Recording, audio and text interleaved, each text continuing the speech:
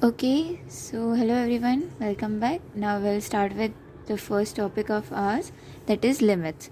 How to find the limits of a multivariable function. Okay, so limit of a multivariable function is found as limit L if x tends to a and y tends to b, and the limit L should be independent of the path followed by it.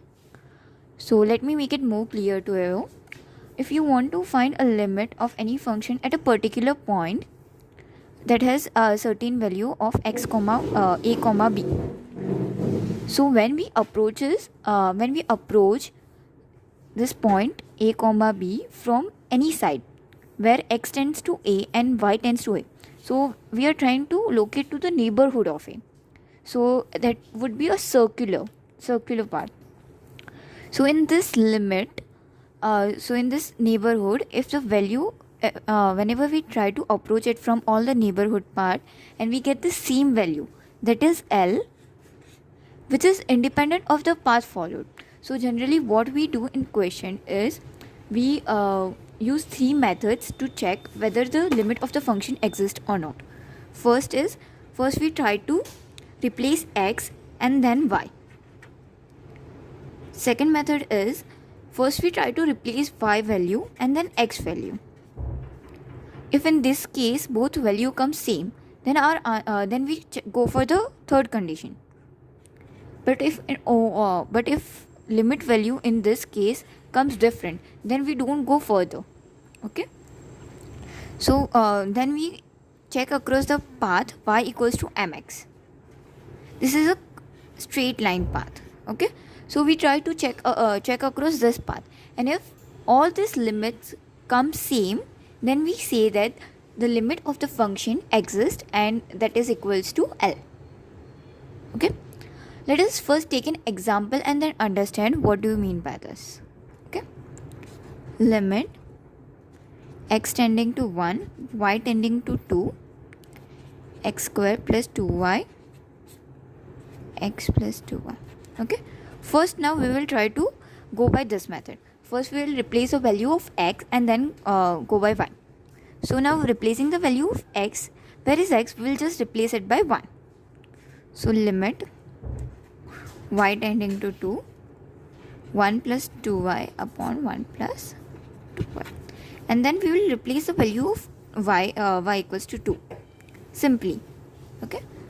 Then it is 5 by 5, that is nothing but 1. Okay, so we got L1 as 1. Now we'll check by first replacing y and then x. So this would be equals to x equals to limit x tending to 1, and then first we'll replace the value of y. So x square plus 4 upon x plus 4. And then again we'll replace this limit, that is 5 by 5 again, which is equals to 1. So L2 is also equals to 1. So in this case we can say that L1 is equal to L2, and that's the limit of this function around the point 1 comma 2. Okay, so in this case what else we have learned, that it is a circular boundary region that covers a limit. Okay. And limit should be path independent. That's the main thing you need to remember. Okay. Now let us see few more examples to make this concept more clear.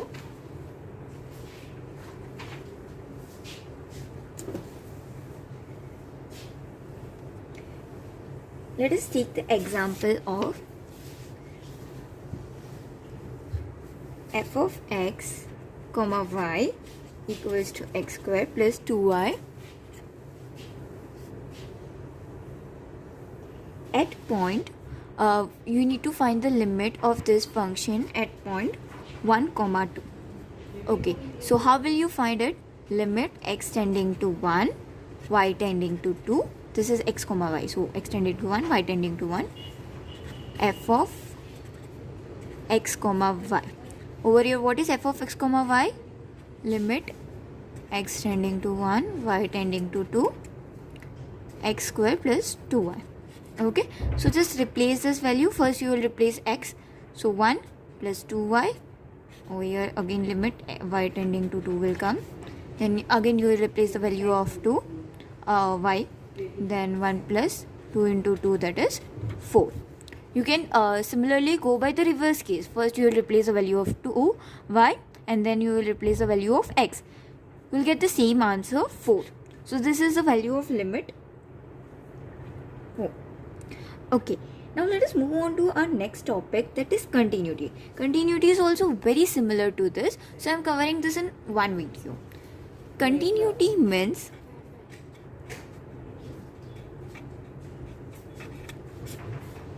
the limit value of function is equal to value of that function at the same point. Okay, so telling it in a simpler terms is like when we find the limit of a function at any point, this value of limit would be equal to the value of function at that point. Okay, so let me give you an example.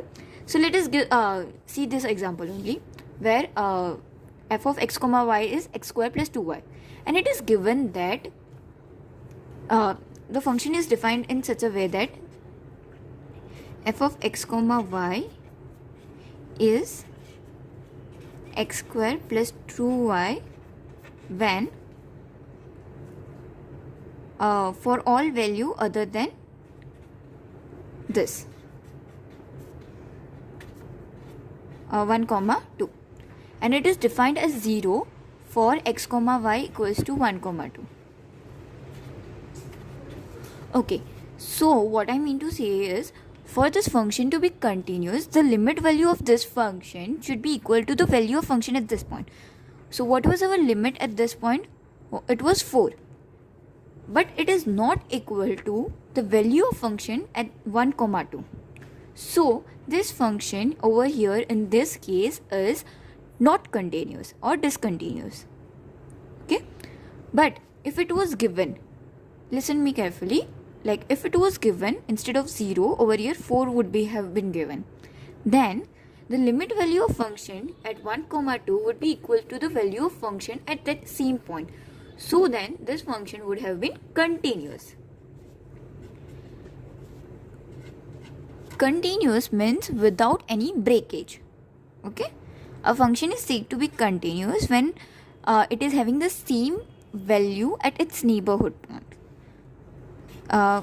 Like this example is of discontinuous function, but this is an example of continuous function. Okay, so that's it for this video. I hope the concept of limits and continuity are very clear to you. Okay, we'll solve more example in the future to make this clear to you, but it is very similar to what limits and continuity concept we have learned earlier. It's just that over here you need to go step by step. Instead of just directly replacing the value of x, you need to go one step further, and in the next step you need to replace the value of y. Okay, so that's it for this video.